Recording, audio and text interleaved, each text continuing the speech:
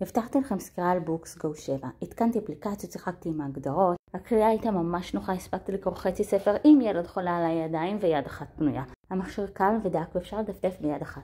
ביקשתי שתשלחו שאלות שאני אענה עליהן פה בסרטון. מה שהכי חזר על עצמו היה איך המהירות של המכשיר.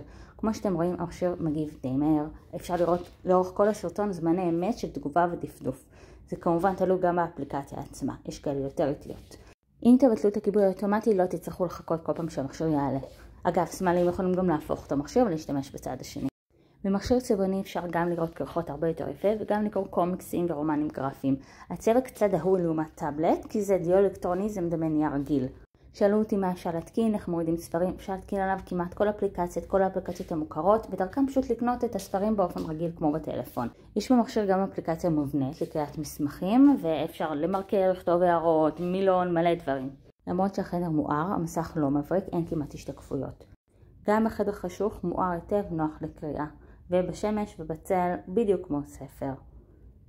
המכשיר תומך גם באפליקציה שלי, אפליקציית המלצות אמיתיות על ספרים. אפשר לראות בה קופונים, הטבות, להשוות מחירים של ספרים, להכין לכם wish list ועוד הרבה דברים. אחרי כמה ימי שימוש אני יכולה להגיד שהמכשיר מאוד נוח ומתאים מאוד למי שרוצה מסך צבעוני. אם החלטתם לקנות, לא לשכוח את קופון ההנחה.